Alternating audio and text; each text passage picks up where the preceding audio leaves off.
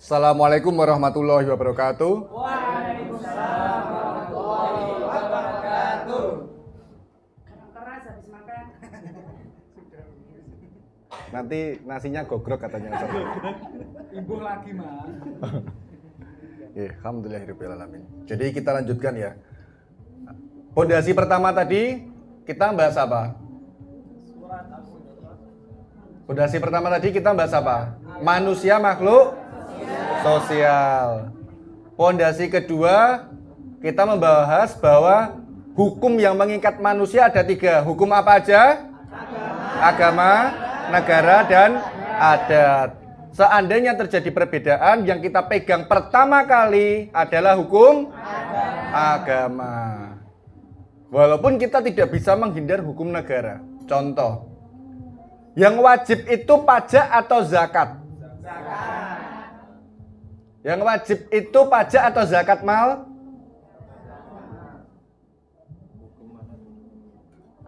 Ya, kita bicara dari hukum apa dulu? Kalau kita bicara dari hukum agama, yang wajib adalah zakat. Zakat ada zakat fitrah, ya kan? Kalau ada harta kita ngomong ada zakat mal.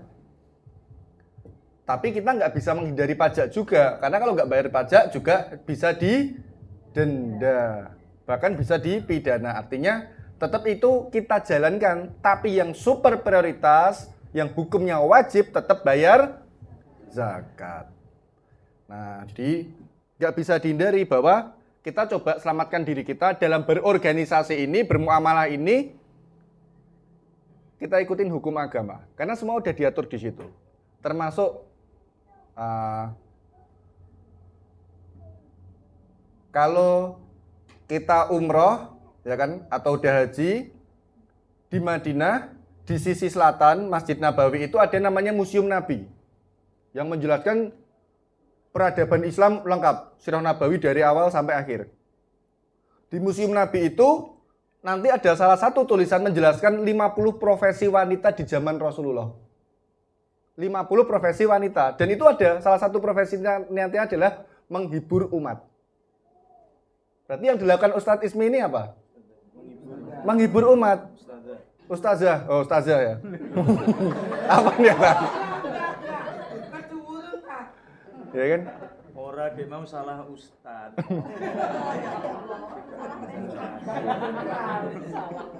Salah. Ya kan, pasal 1 Ustadz Yosi selalu salah. Pasal 2 kalau yang lain salah kembali ke pasal 1. Ini rumusnya Bu Ismi. Kata wis ditandani ya. Oke, jadi kita sepakat ya, kita selamat dari hukum agama dulu. Biar di akhirat kita nggak kirim-kiriman invoice, na'udzubillah. Nah, sekarang masuk ke pondasi yang ketiga, karena kita temanya organisasi ya. Dalam bermuamalah, habluminanas ini biasanya dikelompokkan jadi 2 kelompok besar. Ada muamalah tabaruah dan muamalah tijariyah. Ada yang sifatnya tabaruah tolong-menolong dan sifatnya tijarah perniagaan, hitung-hitungan, mengunci hak dan kewajiban. Nah, biasanya yang dijadikan pertanyaan gini, sholat di Masjidil Haram pahalanya berapa kali lipat? Berapa? 100.000. Ya, pahalanya 100.000. Kira-kira yang jadi imam sholat di Masjidil Haram pahalanya berapa? Lebih banyak sama atau lebih sedikit? Kita sepakat lebih banyak ya. Ya, pemimpin pahalanya lebih banyak. Pun nggak ada dalil spesifik imam sholat Masjidil Haram pahala berapa, nggak ada. Tapi kita sepakat ini akan lebih banyak. Tapi mengapa imam Masjidil Haram dapat gaji? Akadnya ujroh. Padahal pahalanya banyak nggak? Banyak. Kenapa nggak tolong-menolong? Kenapa dikuncinya di tijaroh? Yang perniagaan, mengikat hak kewajiban, dapat gaji. Ada yang bisa jawab?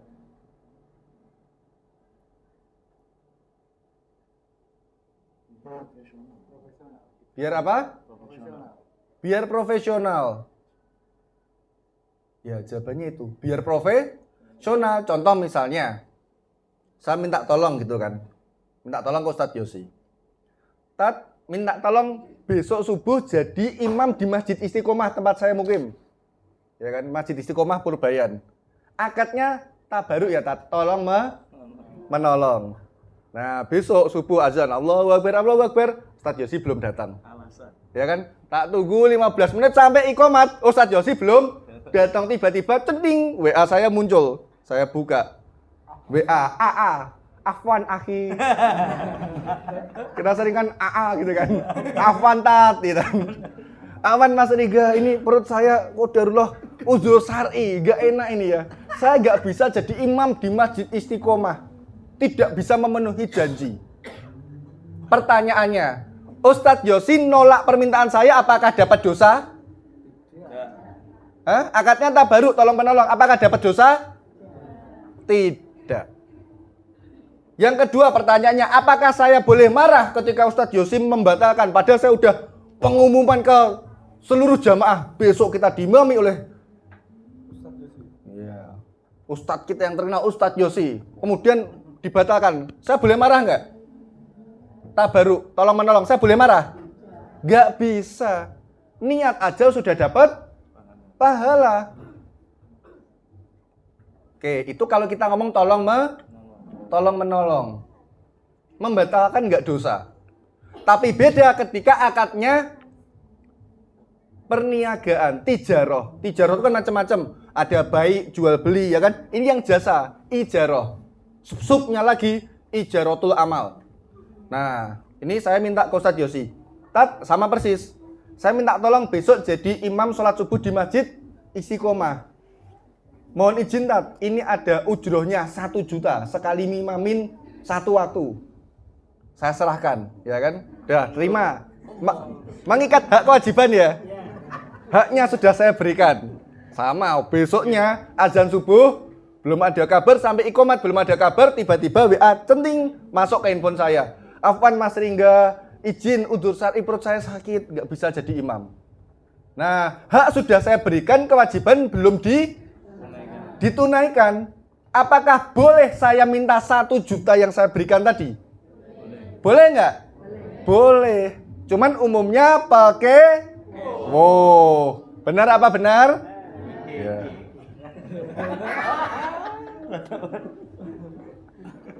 Kalau saya minta 1 jutanya, dosa nggak saya? Nggak dosa. Jadi di muamalah tadi, bedakan. Nggak ada abu-abunya.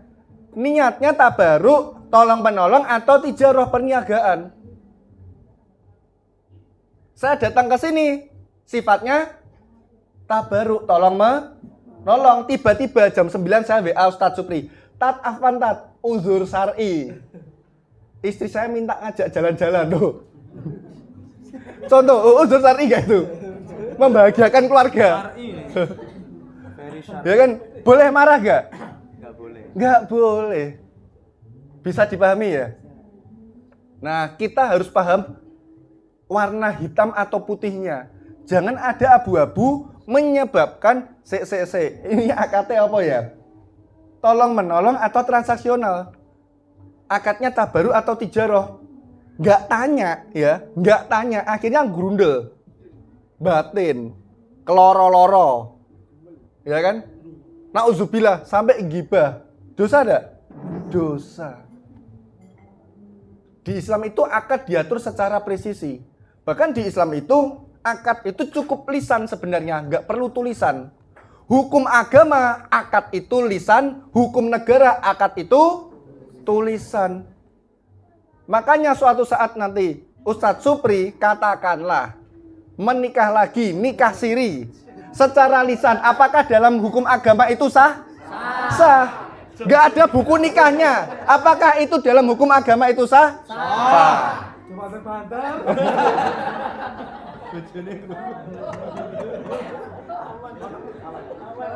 Tanpa persetujuan atau tidak. Kan tidak diamini saat. Cuma dikatakan sah.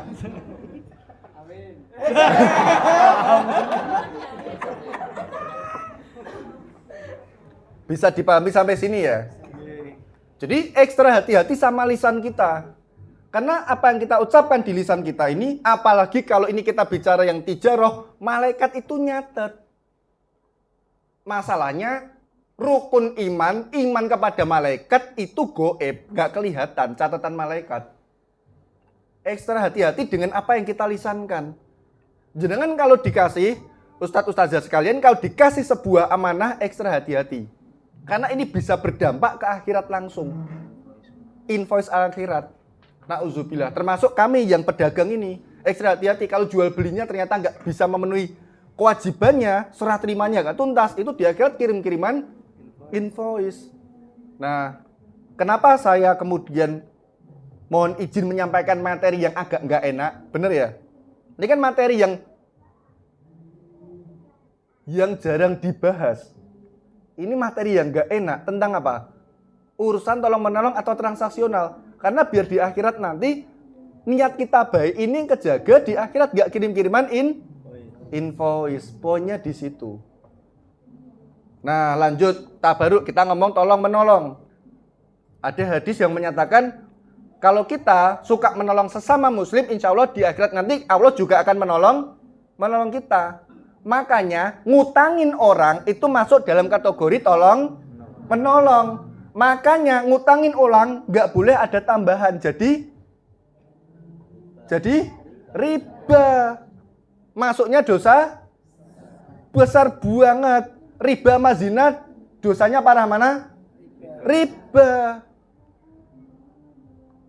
Zina sama riba dosanya parah mana?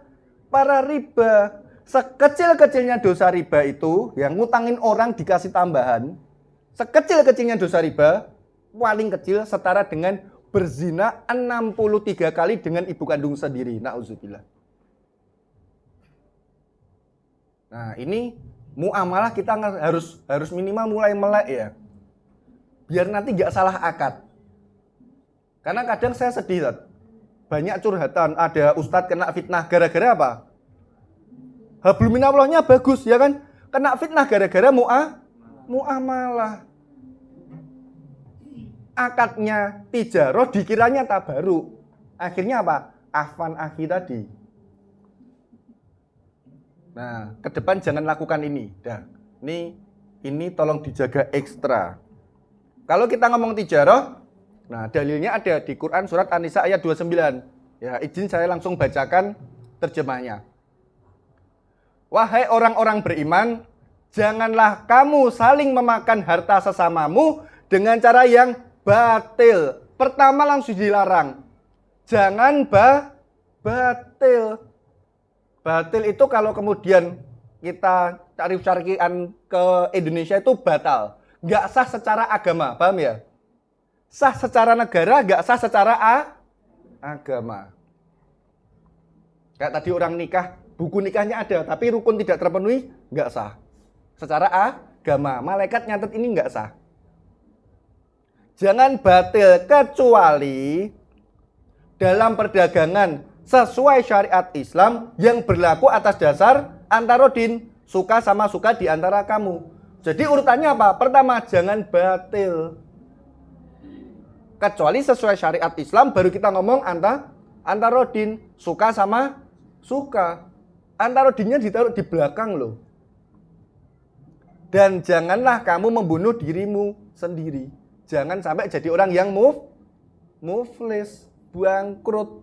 Gara-gara apa? Transaksi kita, muamalah kita batil.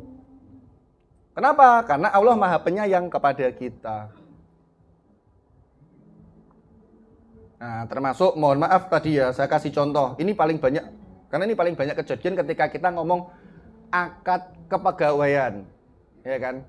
Ini kan akadnya apa tadi sini contohnya ya? Ada yang akad kepegawaian, ada yang akad atas jasa saja.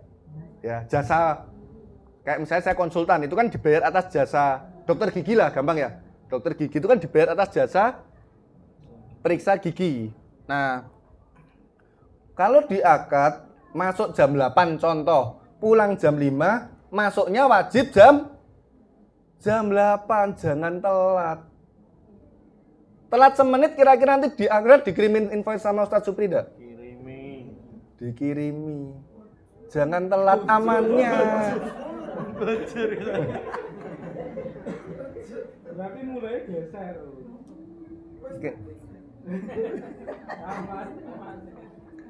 Ini sederhana ya, ini muamalah loh.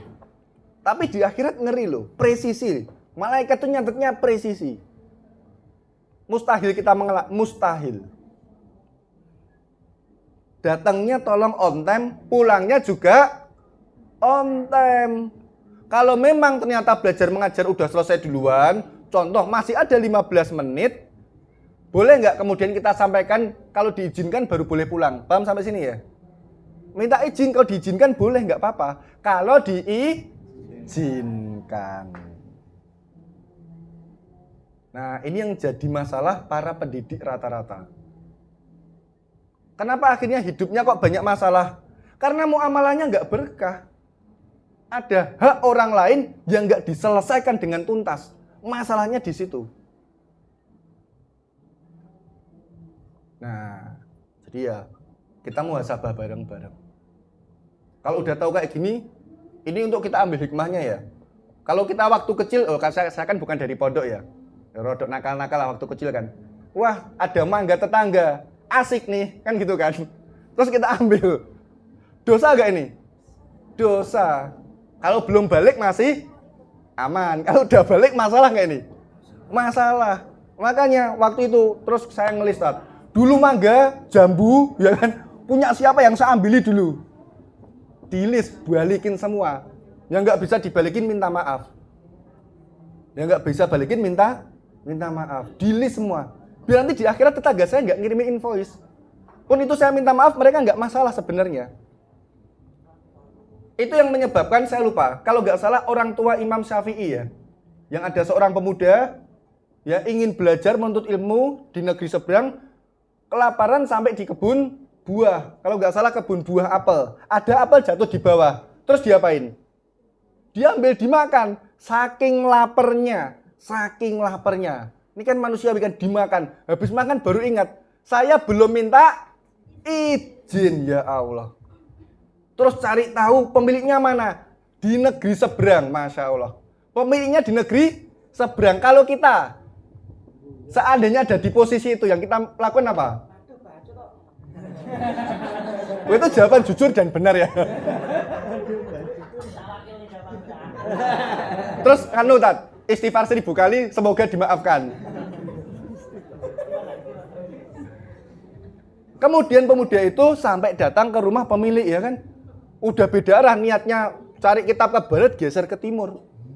Kemudian ketika bertemu oleh pemilik perkebunan itu, pemilik apel menyatakan, saya maafkan, syaratnya nikahi anak saya yang buta, bisu, tuli. Yang dilakukan oleh pemuda itu apa? Dredeg. Loh, demi harga muamalah sebuah apel daripada ini jadi pemberat masuk neraka, na'udzubillah. Sebuah buah ini bisa masukin orang ke neraka loh. Akhirnya pemuda itu menyatakan, ya wes, saya pasrah. Saya nikahi putri Anda yang buta, bisu, dan tuli. Setelah akad, nah baru dipertemukan. Ketika ketemu, wah ternyata, Masya Allah, sempurna. Pengen lahir jadi. Ya, nanti coba dicek ya, saya lupa. Kalau nggak salah, ini orang tuanya Imam Syafi'i. Nah, ternyata muamalah semengerikan itu. Bukan gampang loh, hisabnya berat loh muamalah. Karena di sini sebutkan tadi, kalau ternyata muamalah kita batil, ini bisa bikin kita bunuh diri. Nah, itu tadi ya, 3 pondasi yang harus kita ikat dengan sangat kuat. Masuk ke manajemennya, pondasi yang keempat. Ceritanya, Kaplan sama Norton ini dikenal sebagai bapak manajemen dunia.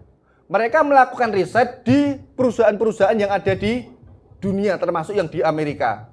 Hasil risetnya menunjukkan, yang 54% yang biru itu manajemennya bagus, yang merah manajemennya nggak bagus. Ibaratkan organisasi itu ada 2 kelompok, yang manajemen bagus dan yang manajemen tidak bagus. Terus diriset lagi, yang warna biru. Yang manajemen bagus 54%, kok bisa bagus, kenapa? Nah, kok bisa bagus? Kemampuan eksekusi, kalau bikin program itu tingkat keberhasilannya 70%. Yang manajemen nggak bagus, tetap bisa eksekusi pun cuman 27%. Banyak gagalnya. Setelah dicek jawabannya ini. Yang atas itu manajemen bagus, bisa eksekusi bagus karena punya organization skill, punya orang yang jago semua. Sedangkan yang bawah manajemen nggak bagus, bisa eksekusi bagus pun cuma 27% karena individual skill. 4L. Lu lagi. Kalau yang bawah itu individual skill, berarti istilahnya jago kandang. Cuman jadi jagoan di kandang sendiri, jagoan di pelupuh aja. Kalau yang atas namanya dibalik. Namanya apa? Kandang jago. SK ini harus jadi sebuah kandang, masukin ayam-ayam jadi jagoan ekspansi. Maka itu harus jadi standar kita. SKI siap ekspansi.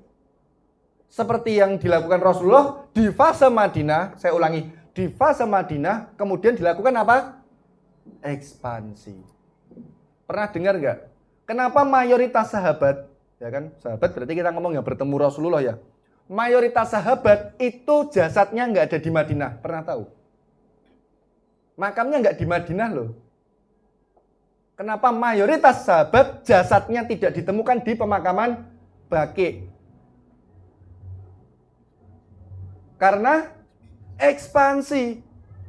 Mereka pergi ke utara, selatan, barat, timur, ekspansi. Untuk apa? Mendakwahkan Islam. Bukan angkrem di Madinah, nggak kayak gitu. Sistem Islam tidak diciptakan seperti itu. Sistem Islam itu sistem ekspansi.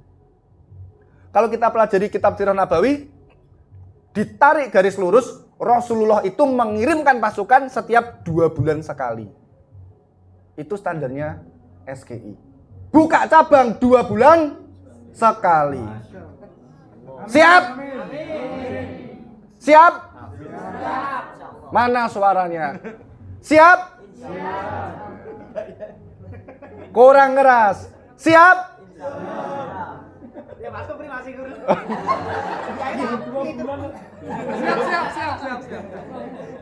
Masalahnya ponderek mumet tenang. Bela 2 bulan sekali. Udah apa? Ya, ingat itu fase Madinah. Dakwah selalu ada 2 fase, fase Makkah dan fase Madinah. Kalau ngomong fase Makkah, Rasulullah berdakwah di Makkah berapa tahun? 13 tahun. Dakwah di Madinah berapa tahun? 10 tahun. Dakwah di Makkah 13 tahun. Yang ikut hijrah ke Madinah berapa orang?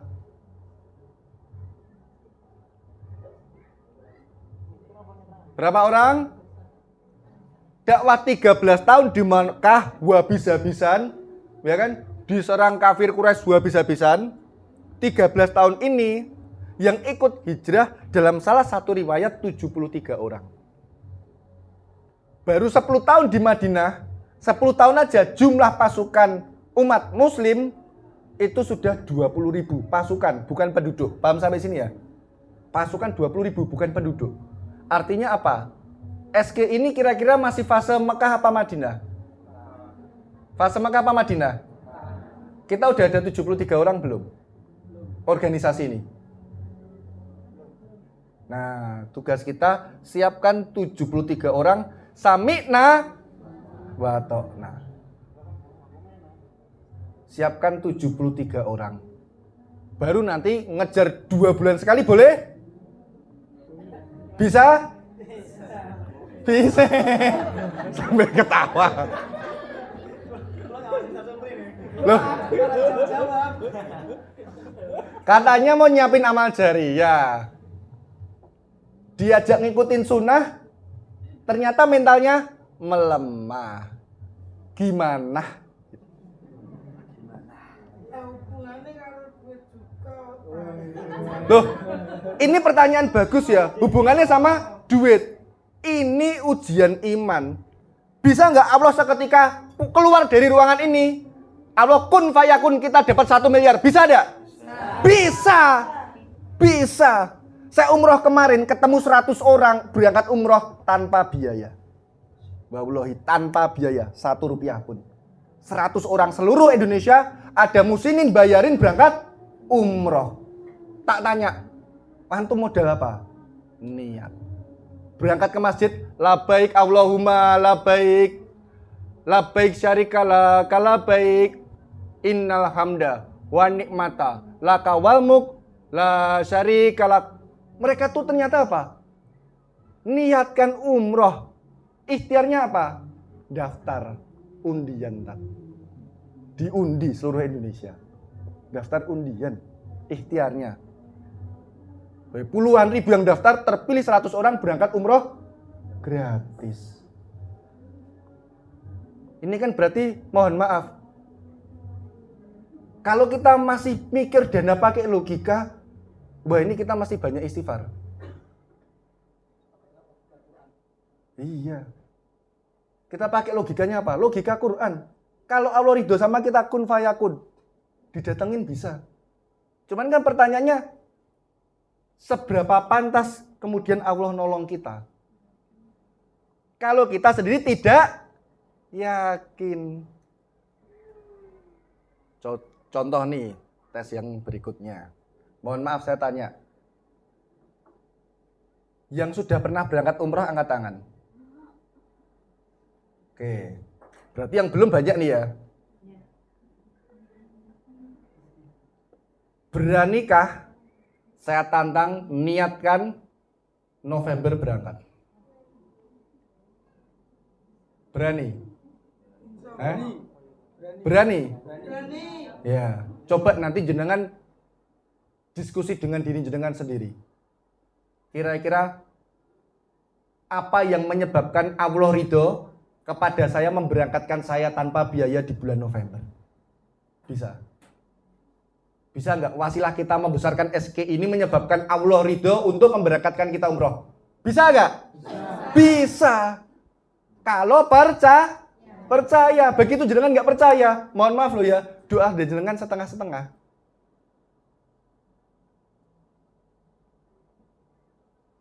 Kalau kita lihat di Sirah Nabawi itu, semua peperangan Islam, kecuali perang Hunain, semua peperangan Islam jumlah pasukan kita selalu lebih kecil. Perang Badar, 313 pasukan muslim lawan 1000 pasukan kafir Quraisy berkuda, bersenjata lengkap. 313 itu kan sepertiganya. Sana itu pakai kuda, kudanya kuda perang ya, bukan kuda poni ya. Kuda perang tuh nendang orang langsung klep-sep salam. Itu kalau imannya nggak kuat kira-kira lanjut perang nggak itu? Nggak mungkin.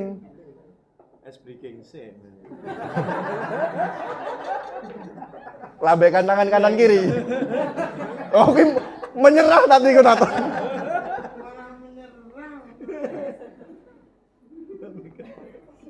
Jadi saya mengajak jenengan semua, ustadz-ustadzah sekalian, yuk benerin tauhid kita. Bagi Allah, membesarkan organisasi ini terlalu mudah, kecil. Sangat kecil. Keluar ruangan ini loh, Allah mau apa itu seketika bisa terjadi. Jangan batasi diri kita pakai logika, enggak bisa. Cuma kita harus tadi menjawab, apa yang bikin Allah ridho sama kita? Apa yang bikin Allah ridho sama SKI? Perjuangan kita udah totalitas belum? Atau kita masih menye-menye, sibuk dengan urusan dapur sendiri? Nggak jalan. Jadi saya ngajak, yuk luruskan niat. Ya, luruskan niat. Kenapa kita gabung dengan SKI ini? Sama tadi, terima tantangan saya. Berani, November, niatkan berangkat umroh gratis.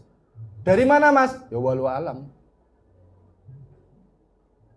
Jangan pakai logika, pakai cara Allah. Kalau Allah ridho, kun fayakun. Jenengan berangkat. Seperti 100 orang yang saya temu di Masjidil Haram itu. Berangkat gratis. Ya kan? Ikhtiarnya apa? Daftar undian, Masya Allah.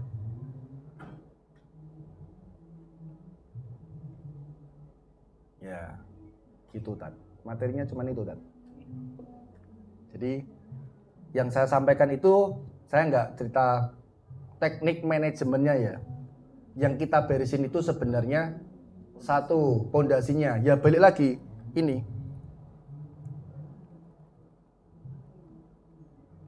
Nah, kita beresin ininya dulu. Akidah kita. Bahwa segala sesuatu itu sangat mudah bagi Allah untuk menyelesaikan semua masalah kita. Sangat mudah. Pertanyaannya kan kita yakin nggak? Doa kita tuh kita doa sampai nangis apa enggak?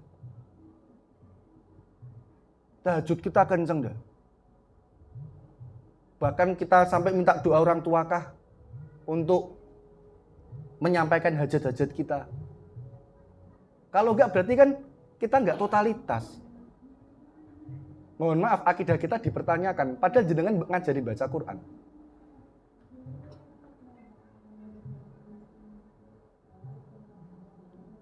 Yang kedua, yang ekstra hati-hati urusan muamalah. Karena enggak simple. Di hukum negara ini segala sesuatu gampang.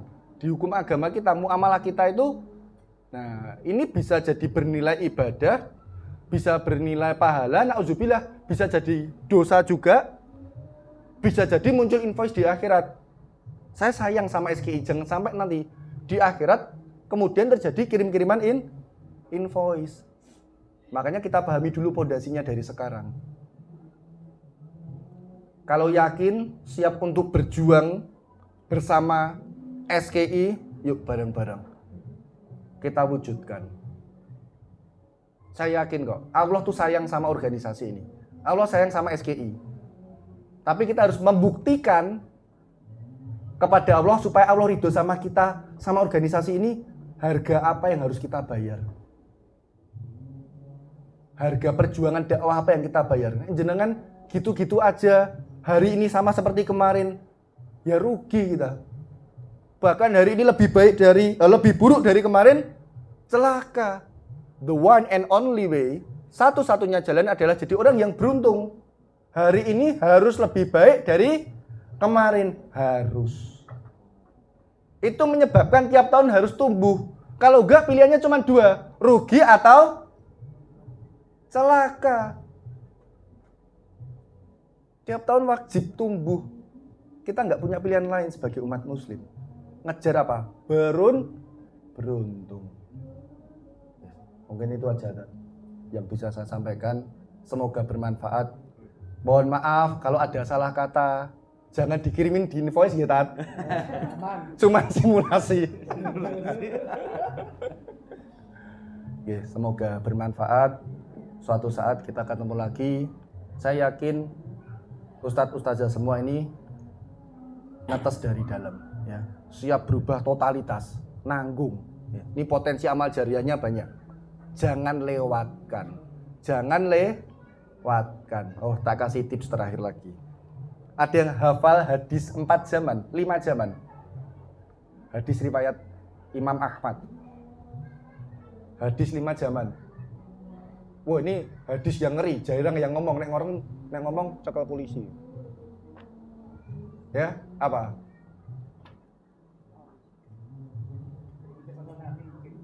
Ya. Jadi Rasulullah bersabda bahwa zaman dibagi jadi 5. Ini saya kasih kunci ya.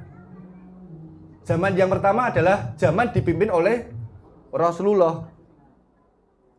Manhaj nubuwah, yang mimpin Rasulullah langsung berapa tahun?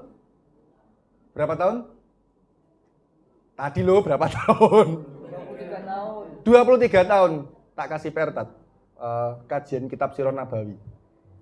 Bendak roaming dalam membangun peradaban Islam. Yang kedua, kemudian manhaj ala nubuwah dipimpin oleh spesifiknya siapa? Dipimpin oleh Khulafaur Rasyidin selama 30 tahun. Begitu Ali selesai, kemudian sempat ada Hasan 6 bulan tapi nggak disebut sebagai Khulafaur Rasyidin, diserahkan ke setelah Ali siapa? Muawiyah. Zamannya berubah. Jadi apa? Mulk, kerajaan. Namanya apa? Mulkan Azam. Kerajaannya masih